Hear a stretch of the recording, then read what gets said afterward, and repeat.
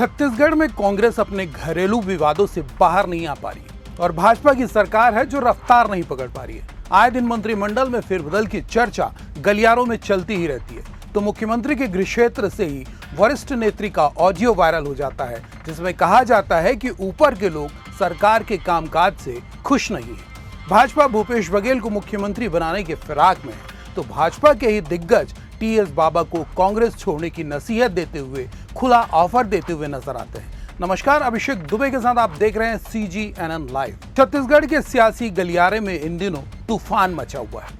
आसमान से जितना तेज अंगार बरस रहा है, कुछ उसी तर्ज पर सियासत का पारा भी चढ़ा हुआ है। सबसे बड़ी हकीकत तो यह है कि आग दोनों ही खानों में लगी हुई है। ना तो भाजपा में सब कुछ अनुकूल है और ना ही कांग्रेस में।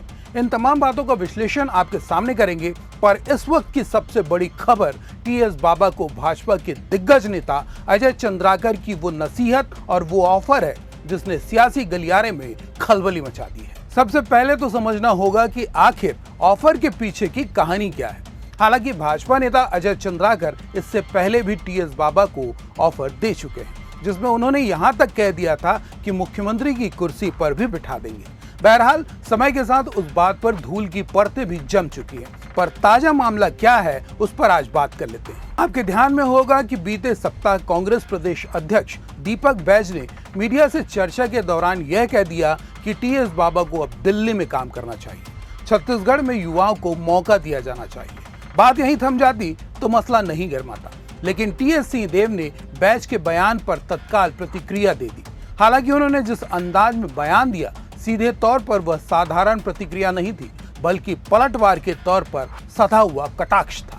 कांग्रेस के दोनों नेताओं के बीच बात को लेकर तनातनी खत्म होती ठीक इससे पहले पूर्व मुख्यमंत्री भूपेश बघेल की एंट्री ने बयानों से मचे तूफान को यह कहते हुए चक्रवात में तब्दील कर दिया कि मैं टीएस सिंहदेव के बयानों पर प्रतिक्रिया नहीं देता।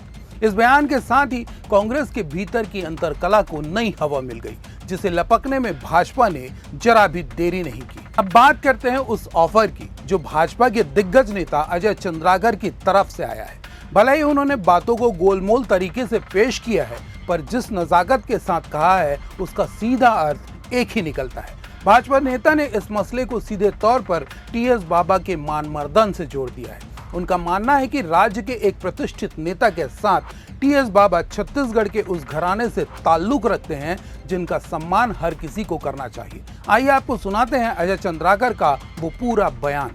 कांग्रेस की एक बार सरकार क्या बनी, कांग्रेस में एक मिशन बन गया कि हर स्तर में बाबा साहब को अपमानित करो।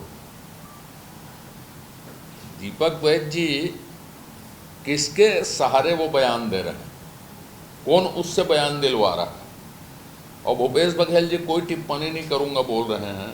फिर भूपेश बघेल जी की मुलाकात उनसे होती है मलकी सिंह गेंदू के घर में, तो मैं तो यही सलाह दूंगा कि बाबा साहब को अब कांग्रेस छोड़ देनी चाहिए। अपमान की एक पराकाष्ठा होती है।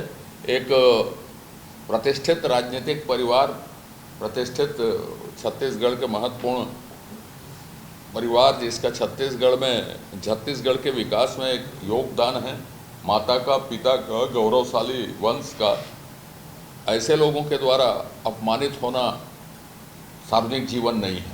भाजपा के वरिष्ठ और दिग्गज नेता अजय चंद्राकर ने सीधे तो यह नहीं कहा कि टीएस बाबा को भाजपा में आ जाना चाहिए, लेकिन समझने वाली बात यह है कि प्रदेश में कोई तीसरा विकल्प नहीं है। ऐसे में बात स्पष्ट है कि चंद्राकर का टीएस बाबा को ऑफर भाजपा के लिए ही है। आपकी क्या राय है, कमेंट कीजिएगा। साथ ही यह भी बताइएगा कि क्या बाबा को ऑफर स्वीकार कर लेना चाहिए।